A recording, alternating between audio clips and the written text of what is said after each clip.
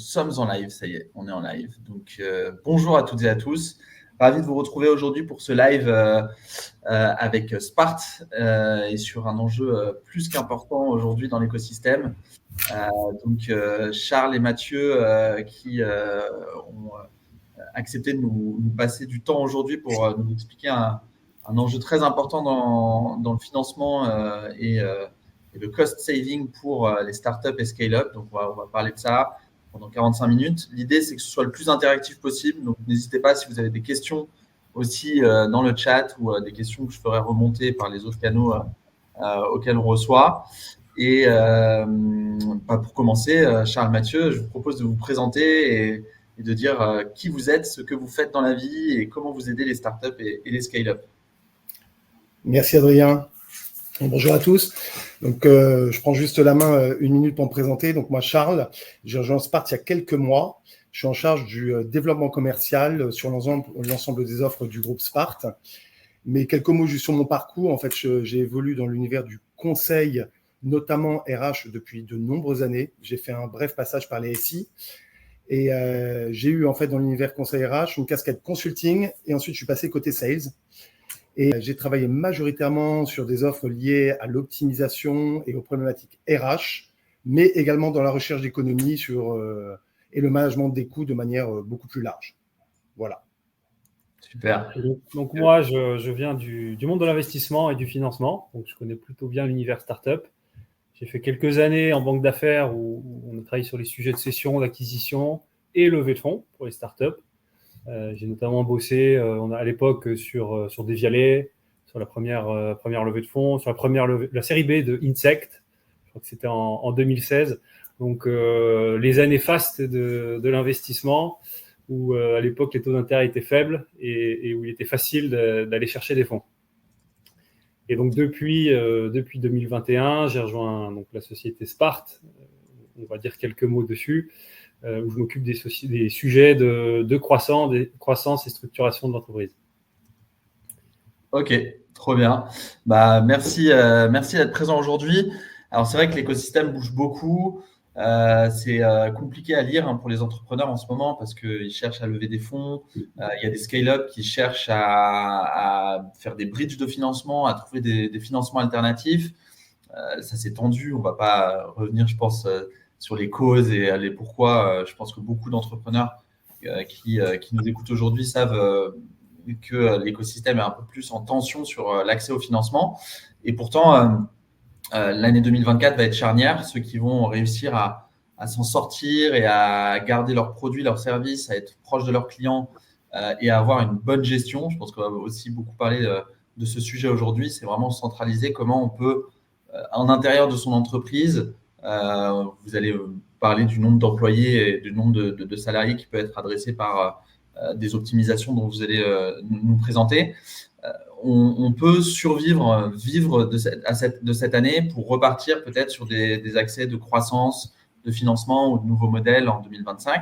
Et plus que jamais aujourd'hui, les startups, on leur dit frugalité, économie de coûts, optimisation. Donc, c'est des mots qu'on entend beaucoup plus que levée de fonds, licorne et autres. Donc, c'est pour ça qu'aujourd'hui, j'avais cœur à présenter avec vous ces sujets qui ne sont pas forcément très connus dans l'écosystème startup. Peut-être que vous allez revenir aussi dessus. C'était plutôt pour des grands groupes et des grandes entités. Et puis, les startups et l'économie du numérique grandit aussi, a tellement grandi qu'il y a des sujets à adresser sur toutes ces optimisations. Donc, on va parler pas mal d'optimisation de cotisation URSSAF, de cotisation de frais de santé aussi, comment ça s'organise quand vous avez des employés, etc. et comment on peut organiser ça. Et puis, sur le thème récurrent de l'intéressement et les dispositifs de rémunération que vous connaissez très bien chez Spart. Mais voilà, peut-être pour commencer, quand vous avez des startups qui viennent vous voir ou scale-up, qu'est-ce que vous regardez? Comment vous pouvez déjà identifier chez eux qu'il y a des sujets d'optimisation à opérer? Alors, juste peut-être en un mot, on va présenter Spart aussi parce que ça répondra en partie à ta question. Donc, Spart, c'est un cabinet de conseil en pilotage de la masse salariale. Donc, le métier historique, c'est d'optimiser les charges sociales. Donc, ça veut dire quoi? Notre métier, c'est de faire des audits sur les bulletins de paye et d'identifier des leviers d'optimisation qui permettent de réduire les cotisations patronales qui sont payées donc aux URSSAF. Donc, on a commencé sur cet univers-là. Et puis, sur un bulletin de paye, il y a beaucoup de lignes. Donc, ensuite, par les années suivantes, on s'est intéressé sur les autres lignes, notamment les frais de santé, donc toutes les cotisations qui sont versées à la protection sociale, en fait, le système qui permet de payer les assurances maladie, tous les salariés qui sont en arrêt notamment, et tout le système de frais de santé. Et donc, on travaille aussi sur ces sujets d'optimisation. Et on l'expliquera plus tard, mais il y a différents moyens d'aller chercher des moyens d'optimiser. Et ensuite, il y a d'autres manières d'optimiser. Il y a le handicap dans l'entreprise également, puisque en fait, toute société de plus de 20 salariés se doit de payer une contribution à GFIP si elle ne respecte pas les quotas qui sont demandés. Et donc, nous, on sort un tout petit peu de l'optimisation, mais on travaille donc sur le sujet RSE, social, qui consiste à faire ressortir des travailleurs handicapés au sein même de l'entreprise. Et donc, in fine, de réduire, voire supprimer la contribution à GFIP que payent les entreprises. Et puis, quand on parle de cotisation sociale, de masse salariale, il n'y a pas que les cotisations sociales, il y a aussi les dispositifs de rémunération. Et donc, il y a le fixe, mais il y a bien entendu différents types de variables individuelles, variables collectives, variables périphériques. Et en fonction des systèmes qu'on met en place, les impacts sur les charges sociales, forcément, sont différents et plus ou moins optimisés. Ok. En complément, il y a un sujet hyper important, c'est qu'on a également une jambe dans le digital. C'est qu'il y a 1 an et demi, Sparte a fait l'acquisition d'une société qui s'appelle Fairway.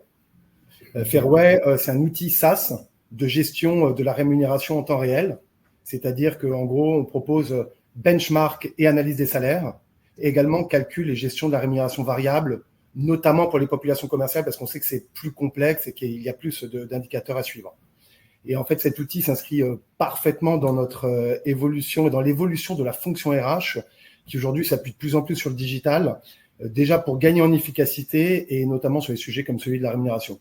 Alors, en même temps, ça montre qu'on connaît cet univers, on va dire l'univers auquel on s'adresse aujourd'hui, et également, je veux dire qu'on est très au fait des problématiques RH au sens global.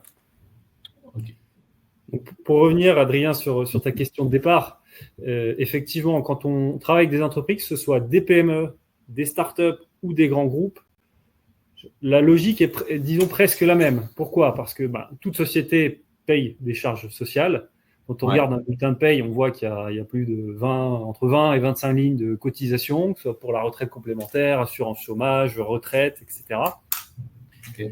Et sur chaque ligne de cotisation, il y a donc des taux qui sont différents et donc l'assiette de cotisation en elle-même qui se calcule différemment selon chaque ligne et varie selon plusieurs indicateurs. Donc, la localisation, le statut de la rémunération, le niveau de rémunération, la taille de l'entreprise, la convention collective, il y en a plus de 400 en France, les accords d'entreprise qui sont mis en place, propres à chaque entreprise, le statut, cadre, non cadre, etc. Donc tout ça varie énormément. D'un secteur à l'autre, ça peut énormément évoluer.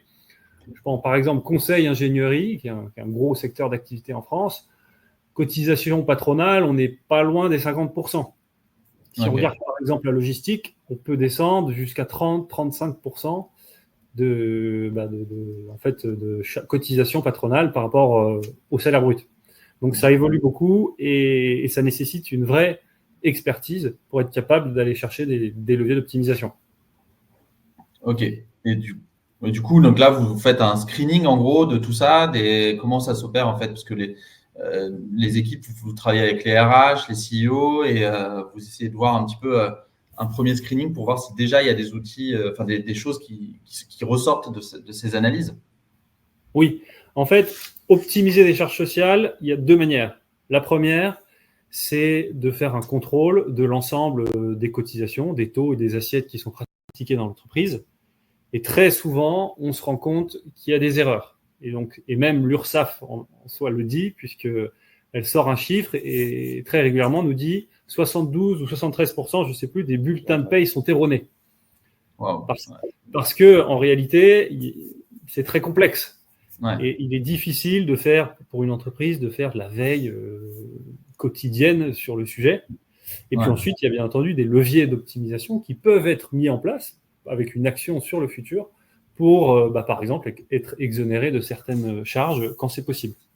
Okay. Et toi, Adrien, tu connais bien, tu peux peut-être dire quelques mots sur l'univers finalement des startups et le métier RH. Bien sûr, bah c'est ça le sujet principal, c'est qu'il y a tellement de choses à faire quand déjà si on n'a pas de RH, imaginez, bon, généralement un RH est recruté à partir de 50 employés, peut-être avant parfois quand il y a des chief of staff qui deviennent aussi responsables de la stratégie de recrutement de la marque employeur, mais bon, faut faire parler de soi, faut attirer des talents, faut les retenir, donc on va parler aussi d'intéressement, etc. Beaucoup de sujets qui ont été autour de ça. Et l'enjeu principal, en plus, ça a été d'automatiser les payes, de travailler avec ses experts comptables, de trouver les bons experts comptables. Donc, il y a quand même beaucoup de sujets de construction et d'amélioration pendant la croissance. Et quand tu as des boîtes qui sont en croissance ou en difficulté un petit peu aujourd'hui aussi en ce moment, et elles n'ont pas le temps, en fait, de voir les optimisations qui leur passent à côté. C'est un peu pareil pour les financements. Tu vois, nous, quand j'avais créé Eldorado, c'était ça le sujet. C'était de leur dire, il y a des financements qui existent, même d'aller chercher de l'argent, hein, là, mais on ne parle même pas d'économie. Et vous n'avez pas le temps de tout voir, c'est une jungle et c'est complexe. Donc en fait, dans l'économie des startups, dans les recherches de financement, il y a le temps qui joue contre la croissance, les clients, etc. Donc tout ce qu'on ne fait pas sur la croissance, c'est compliqué.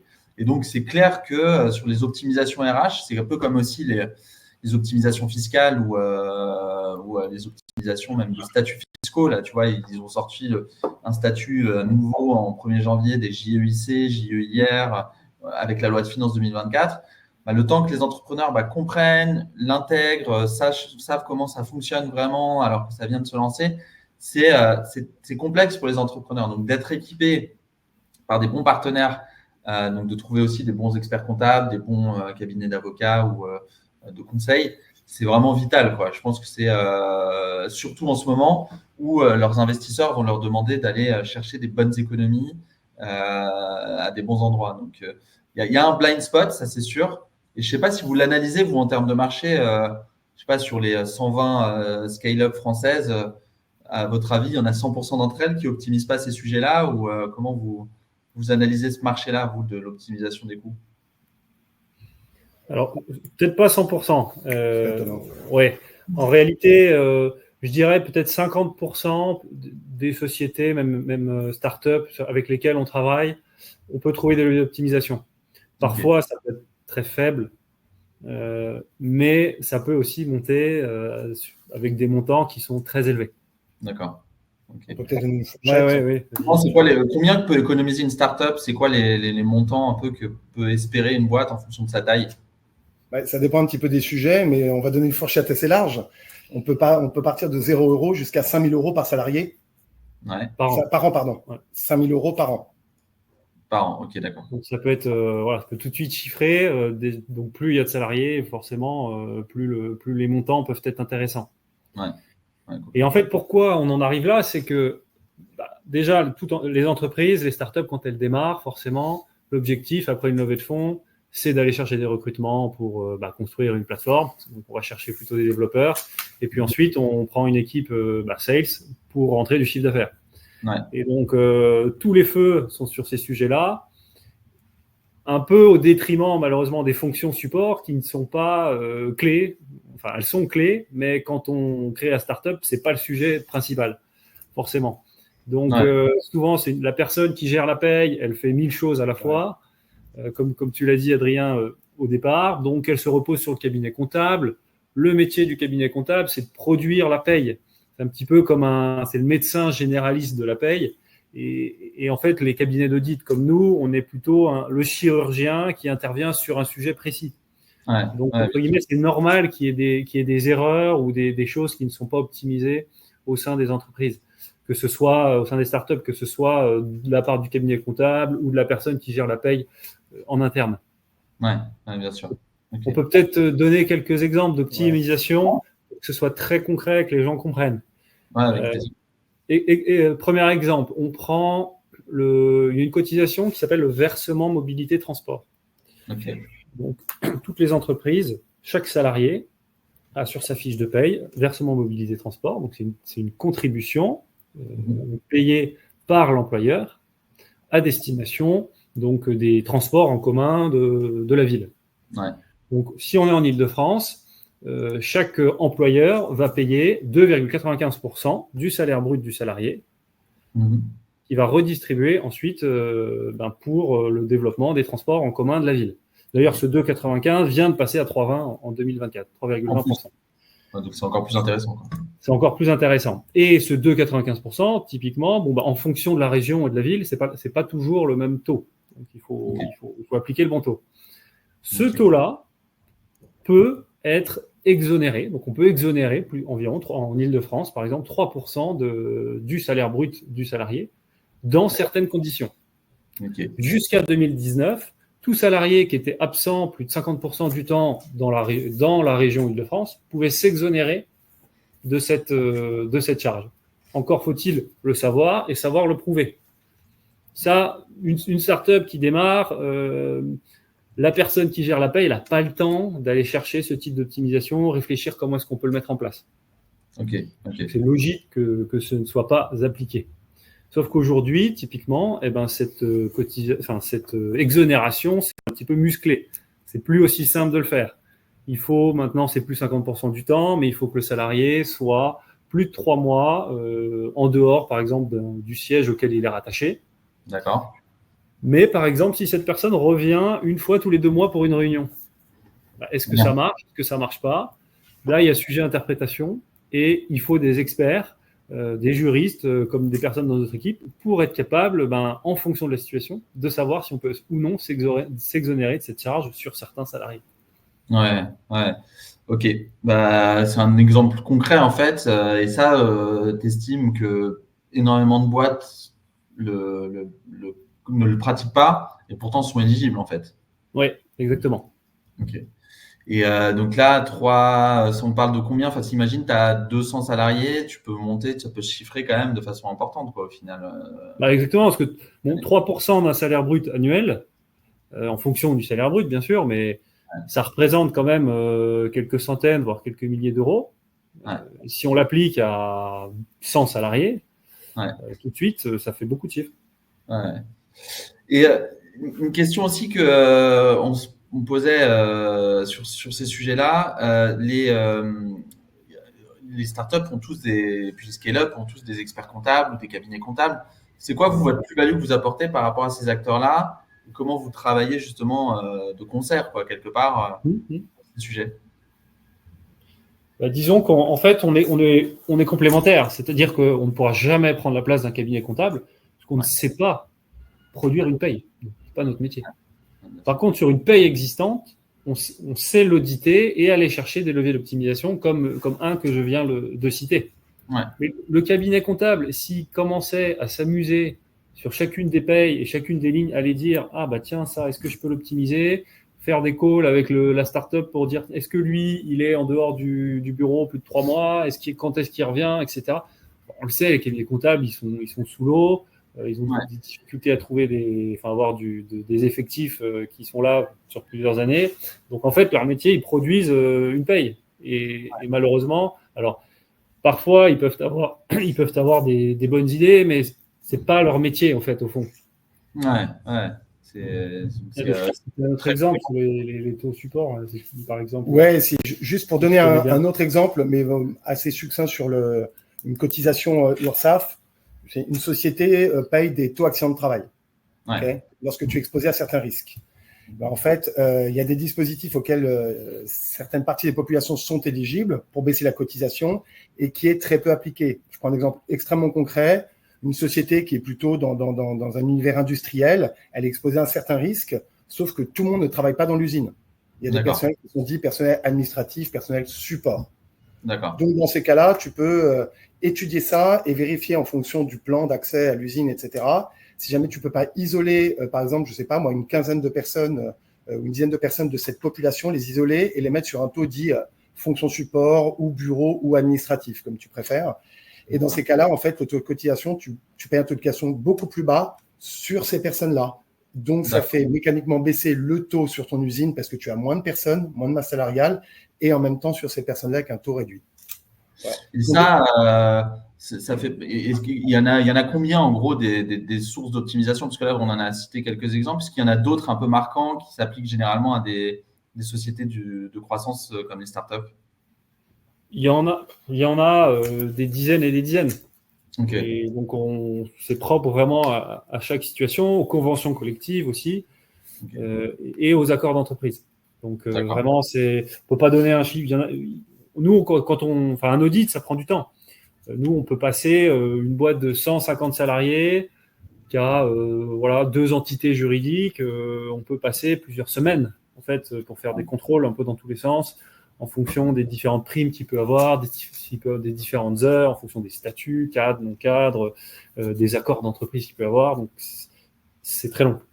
Mais par rapport à ta question, Adrien, évidemment, l'exemple qu'a donné Mathieu tout à l'heure sur le côté versement mobilité, peut-être plus adapté à l'univers startup. En revanche, Scale-up, c'est pas forcément le cas parce que voilà, moi, l'exemple que j'ai donné en TOAT, ça s'applique peut-être moins à l'univers de la tech, mais pourquoi pas. Mais en tout cas, le premier exemple est hyper parlant. Ok. Je peux en donner un autre. Quand un bulletin de paye est réalisé, toutes les payes sont faites via le logiciel paye. Ensuite, il y a une DSN qui est produite. La DSN, c'est la déclaration sociale nominative, en fait, qui récupère l'ensemble des cotisations qui sont payées aux différentes caisses. Et elles sont donc mises sur le même site par toutes les entreprises, qui s'appelle Net Entreprise. Okay. Et donc ensuite, l'État et les URSSAF, etc., peuvent redistribuer à toutes les caisses, toutes les cotisations qui sont payées. C'est un système qui a été mis en place en 2019, qui est uniformisé pour toutes les entreprises dans le secteur privé. Donc c'est génial. Mais ce qui peut se passer assez fréquemment, c'est que ce qui est paramétré dans le logiciel paye ne se reproduit pas forcément exactement, c'est pas le miroir en DSN. Donc ça veut dire que les déclarations, les cotisations qui sont déclarées ne reflètent pas les taux qui sont dans le paramètre, dans le logiciel paye. Donc on pense qu'on fait les choses bien, mais en fait on déclare les mauvaises cotisations. Typiquement, une société qui change de mutuelle. Donc, change de mutuelle, donc les taux seront différents. Ça arrive souvent. Pour le salarié et pour l'entreprise, il y a des cotisations. Eh bien, si après ce changement de mutuelle, il n'y a pas un bon paramétrage en DSN, donc ça, l'entreprise doit le faire.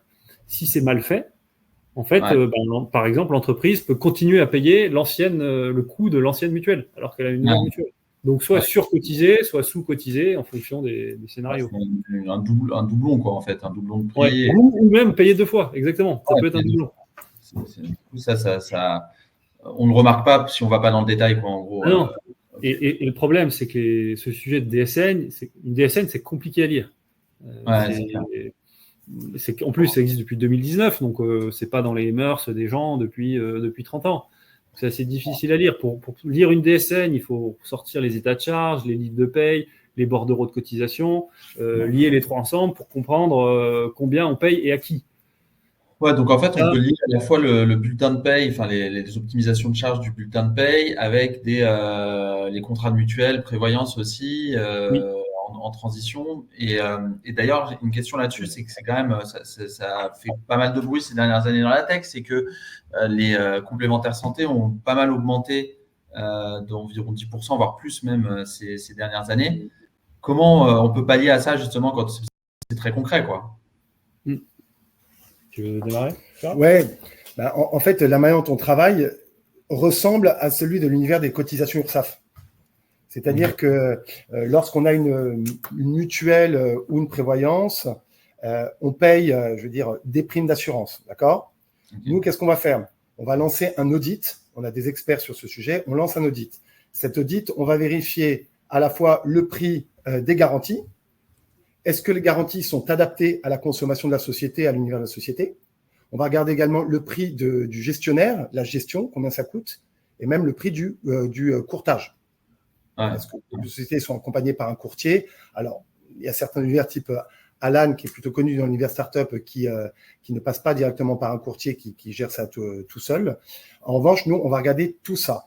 Et puis, en fonction de ce qu'on trouve, c'est-à-dire que l'objectif, c'est pas d'aller forcément changer d'assureur, c'est pas forcément de changer de courtier, c'est pas forcément de changer de gestionnaire, c'est de faire un audit pour vérifier si jamais c'est adapté et si jamais les prix sont les bons. D'accord. Et aujourd'hui, ça a énormément de sens parce que tu en as parlé tout à l'heure, Adrien, il y a des augmentations monumentales. Et cette année, l'année 2024, on a un exemple criant. Il y a le PMSS, mais je ne vais pas rentrer dans les détails, mais en fait, on est passé, c'est quasiment x2 les augmentations de 10%, donc tout le monde a un peu pris la gorge. Ouais, c'est clair. On parle, ce qui est intéressant, c'est qu'on toutes les mutuelles, compagnies d'assurance parlent d'une augmentation généralisée de 10% en 2024 sur les contrats de mutuelle prévoyance. Mais en fait, c'est pas légal.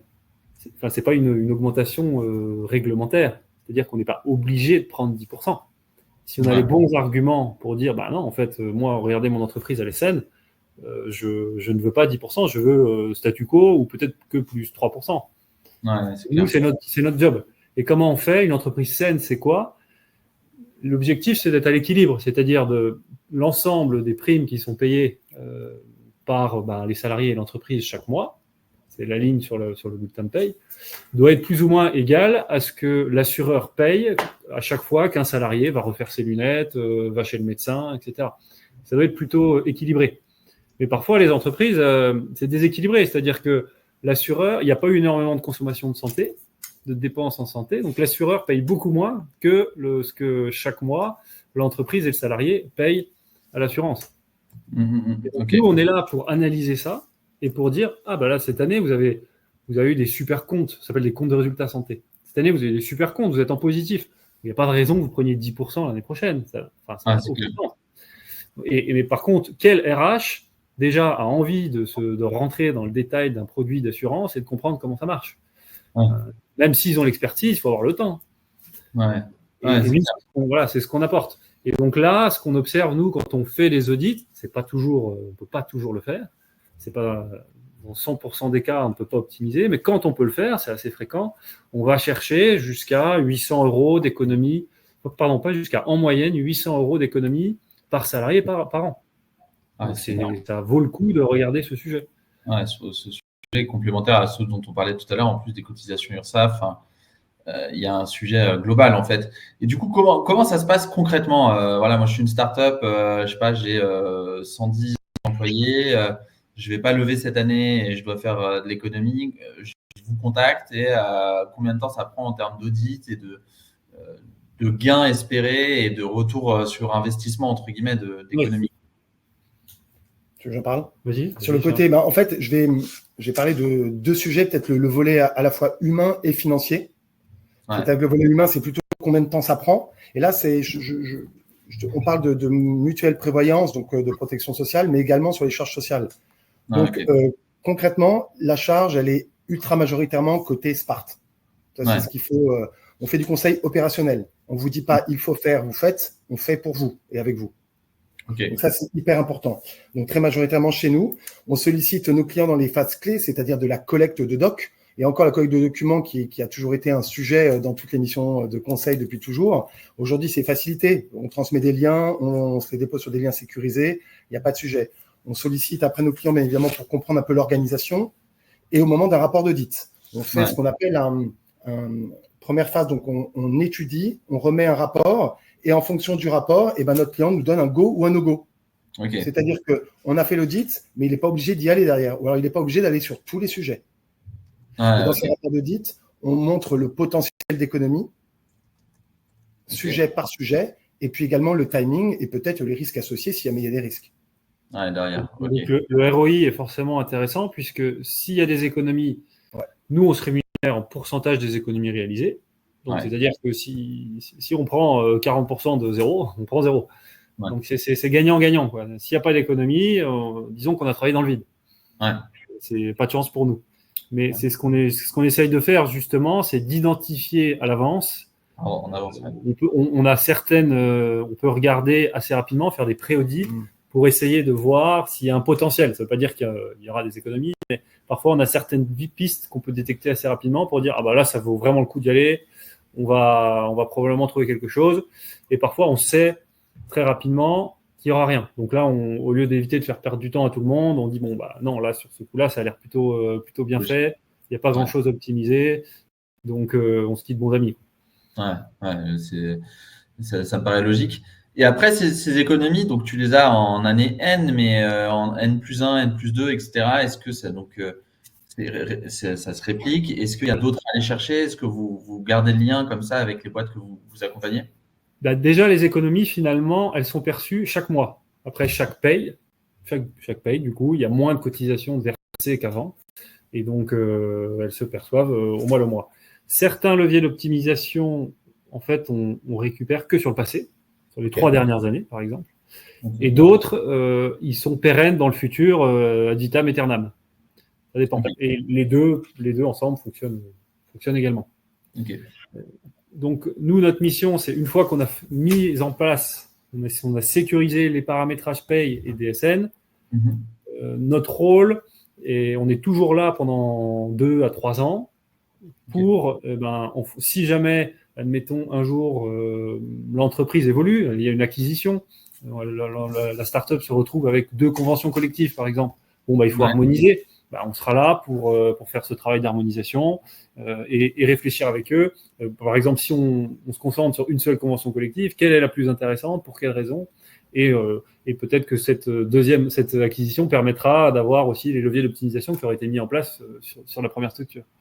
Ok, d'accord. Et Adrien, juste pour rebondir sur ta question sur le timing des économies, bien évidemment, sur les charges sociales, tu as tous les scénarios possibles. Récupération du surcotisé sur le passé. Et sur l'engagement futur, c'est-à-dire l'année N et suivante. Et évidemment, les sujets type protection sociale, mutuelle, prévoyance, là, on parle du futur. Ouais, voilà, c'est ça. C'est plus long. C'est important de clarifier le schéma, parce que là, forcément, on ne va pas récupérer auprès de l'assureur les cotisations passées. Après, ce qui est fou, forcément, ce serait trop beau. Ce qui est sympa, c'est que c'est très concret. Une fois que vous avez trouvé les solutions, le mois d'après, déjà, il y a une économie sociale pour les boîtes. Donc ça, c'est ça. Ouais. En fait, même pour te donner en fait une idée, on va parler d'un exemple d'une structure très simple, pas multifiliale, multi-établissement, une structure simple, mono-établissement. On récupère des documents. Type bulletin de salaire, type état de charge, ce genre de choses. Au bout d'un mois, on est en capacité de remettre un rapport. On est en capacité de remettre un rapport. Là, on remet le rapport, on explique un petit peu les sujets qu'on a trouvés, l'éligibilité des dispositifs, combien de temps ça prend, combien ça peut rapporter. Et donc, sur une structure simple comme ça, c'est-à-dire que si jamais, notamment, il y a des économies sur le passé, au bout en tout, au moment où tu démarres l'émission et au moment où tu mets en place, au bout de 3 mois, tu peux avoir les premières économies. Ok. Donc, en fait, tu disais 1 mois et ensuite 3 mois, quoi. Donc, ça, 1 mois et 2 mois. 1 mois plus 2 mois, quoi, en fait. Voilà, donc 3 mois maximum. Ouais. Donc, c'est assez rapide, au final, parce que tu disais que ça pouvait être des temps longs d'audit en fonction de la boîte. Bon, tu disais que c'est si elle n'est pas complexe avec plein de filiales, etc., ou de conventions qui s'appliquent, mais c'est quand on voit des startups, ce qu'elles ont besoin, ou même les scale-up, ce qu'elles ont besoin de faire, plutôt elles s'occupent de ces sujets-là, plutôt elles peuvent espérer d'avoir des économies intéressantes, quoi. Quand on repousse dans le temps un audit, parfois, tu sais, il y a des dates à respecter, puis en fait, tu perds des mois, en fait. Plus tu attends, plus tu perds des mois. Ça peut être en glissant, ça peut être annuel. Tu peux perdre 1 année de surcotisation si tu attends trop, en fait. Ouais, exactement. Donc, il y a un enjeu de prendre ce sujet à bras-le-corps le plus tôt possible. Là, on a pas mal parlé des cotisations et des optimisations sur URSSAF ou les frais de santé. Sur tout ce qui est, c'est un sujet épineux dans la tech, les dispositifs de rémunération. Il y a beaucoup eu de promotions au BSPCE ces dernières années, aussi bien pour de l'attraction des talents ou pour de la rétention, de montée en poste, de récompenser les salariés qui étaient là aussi au démarrage du projet. Ça a été souvent un outil permettant de sécuriser sur la durée des employés clés ou d'en attirer. L'intéressement peut parler, peut discuter, mais bon, voilà, les BSPCE, même si on commence à avoir une législation qui évolue, il y a eu quand même une sorte de backlash sur les BSPCE en voyant qu'en fait, c'est pas un outil de rémunération vraiment très facile à appliquer dans les startups. Déjà, il faut qu'elles soient rachetées un jour ou qu'il y ait une opportunité de sortie pour les titulaires qui les aient exercées. Il faut que la valorisation continue à augmenter. Et là, on le voit depuis 12-18 mois, les valorisations ont baissé. Donc, les titulaires de BSPCE en sont aussi en conséquence. Vous, sur ces optimisations de dispositifs de rémunération, qu'est-ce qui est le plus approprié pour une startup? Comment vous travaillez sur ces sujets? Bah, effectivement, les BSPCE, tu as dit les inconvénients qu'il peut avoir. Ça reste un très bel outil. Mais c'est vrai que nous, on travaille beaucoup avec l'intéressement. L'intéressement, il faut savoir que c'est l'outil le plus souple, le plus optimisé fiscalement et socialement en France. Ouais. Et donc, il est très modulable, c'est-à-dire qu'on peut le mettre en place une année et l'arrêter l'année d'après. On peut le mettre en place une année et le faire évoluer chaque année dans le futur. Donc déjà, ça, c'est super.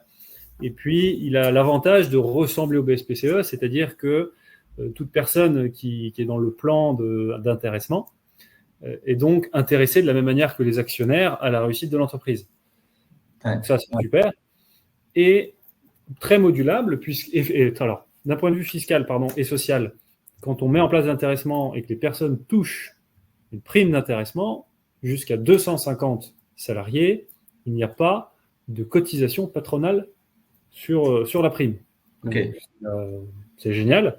Et pour le salarié, il ne paye pas d'impôt sur cette prime-là.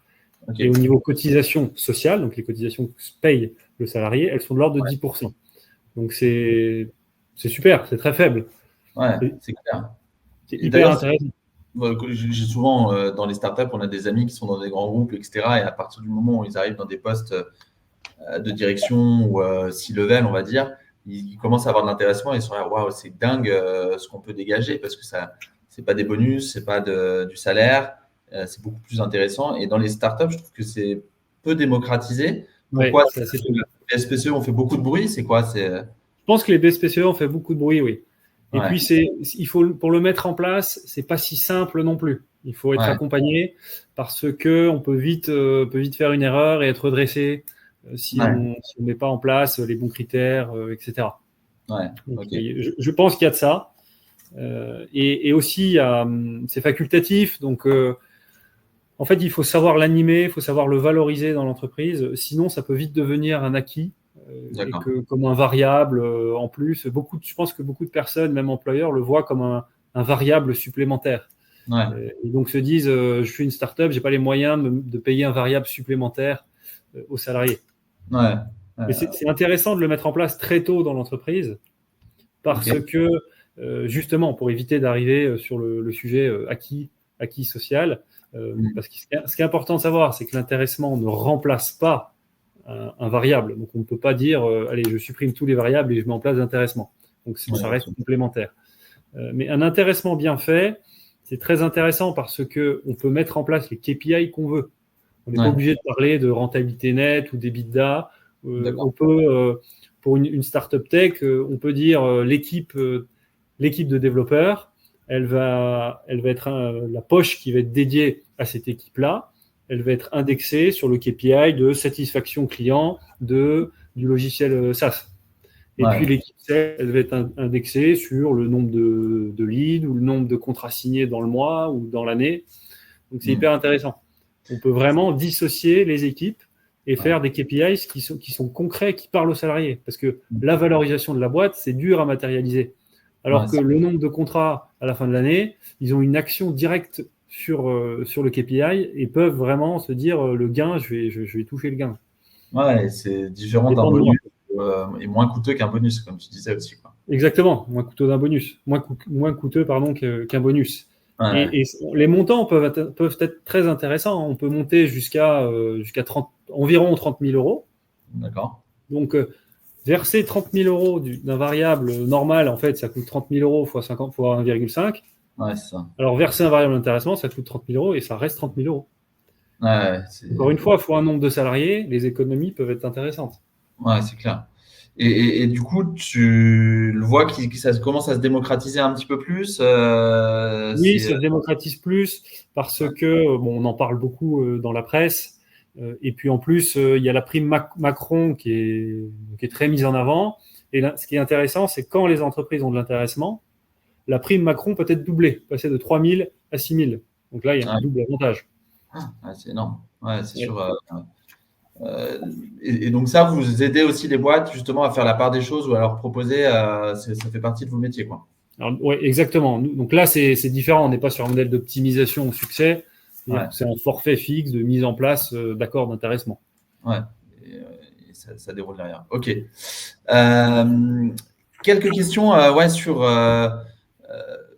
une boîte qui travaille avec vous. Donc là, si on se passe vraiment, on est sur un engagement d'aller chercher des choses, d'optimisation et où. C'est quoi les engagements pour la boîte on a parlé des pricing, mais au niveau du temps à accorder, des personnes qui travaillent, parce que c'est souvent le sujet, hein, j'introduisais un petit peu là-dessus, c'est que les startups, parfois, ont peu de temps et vous optimisez, je pense, ça. Comment ça se passe aussi sur ce volet-là? En fait, j'y ai un peu répondu tout à l'heure, en fait, parce que peut-être que je suis passé un peu à côté. Au niveau humain, c'est une question clé. Tout le monde nous dira ça. Tout le monde nous le dira, nous le demandera, ça va nous prendre du temps, on n'a pas le temps. On apporte deux choses, on apporte de l'expertise et on apporte de la bande passante. Okay. On fait du conseil opérationnel. Qui dit opérationnel, c'est nous qui faisons. C'est-à-dire qu'on demande à notre client d'être présent pour la collecte de doc, pour valider les points clés, pour bien vérifier qu'on a bien compris l'organisation et au moment de valider le déploiement des sujets. Mais les sujets, c'est nous qui les déployons. Okay. Et c'est une des grandes forces de Sparte, pour le coup. C'est un accompagnement assez unique qui est vraiment de bout en bout. On dit souvent, on vous accompagne de bout en bout. Nous, on a véritablement, sans rentrer trop dans le détail, Mathieu parlait tout à l'heure de DSN. On a des experts DSN, on a un outil spécifique DSN qui nous permet d'accompagner nos clients jusqu'au bout, jusqu'à ce que les économies soient matérialisées. On fasse les régules, notamment quand tu dois récupérer sur le passé, on fait nous-mêmes les régules avec vous dans l'outil, dans la DSN et donc dans l'outil Pay derrière. En gros, c'est la charge est pas totalement, bien évidemment, mais en grande partie déportée chez nous. Ok, d'accord. Alors, on sait que, comme on répond à cette problématique de bande passante, de toute façon, on sait que si on fait pas ça, ouais, si tu rajoutes de la charge, voilà. c'est là que c'était. Surtout dans les startups, on disait que déjà les RH sont pris par tous les sujets, on va dire autres, et ils n'ont pas le temps de s'en occuper, même s'ils avaient l'expertise. Donc de toute façon, voilà. Ça nous arrive de bosser directement aussi avec le cabinet d'expertise comptable, en fait. Elles nous mettent en relation et puis on échange avec eux directement. Ouais, il y a une question dans le live là-dessus et j'allais te la poser. Il disait, est-ce que vous bossez systématiquement avec les experts comptables en question? Systématiquement, non, mais très régulièrement. D'accord. Donc, vous travaillez main dans la main et vous faites au mieux. Ok, très clair. C'est-à-dire que, exemple concret, hein, quand on a identifié une erreur de paramétrage ou une mise en place d'un levier d'optimisation, quand c'est validé par l'entreprise, nous, il y aura forcément une modification sur le paramétrage paye. Donc, si c'est géré par le cabinet comptable, nous, on apporte au cabinet comptable un fichier Excel très carré et on leur explique, voilà, faut modifier de telle manière et on s'assure qu'ils le font bien. On le fait avec eux pour s'assurer que tout est bien fait et puis ça se passe très bien. Ok, trop bien.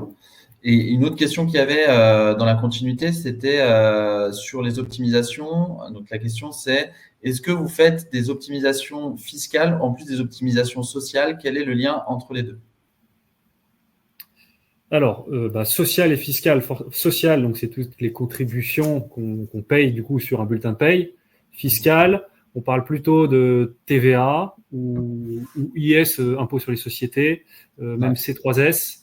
Ce sont des taxes. Oui, on travaille dessus, mais le sujet est complètement différent. C'est pas du tout les mêmes expertises, mais on peut le faire également. Mais encore une fois, il faut avoir un certain volume de chiffre d'affaires, certain volume de taille d'entreprise pour que ce soit intéressant là pour le coup. D'accord. Ok. Ouais. Et sur ce sujet, justement, c'est de l'optimisation globale. Les nouveaux statuts, ils n'ont pas trop changé. Il n'y a pas des statuts justement sur les optimisations sociales. Forcément, ça concerne vraiment toutes les entreprises. Il n'y a pas besoin d'être tech, innovant.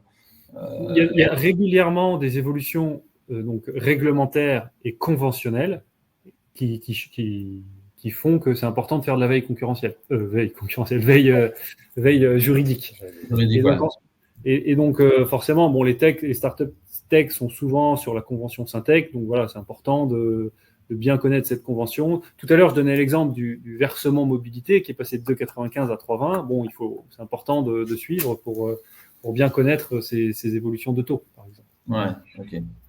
pour être up to date, comme on dit.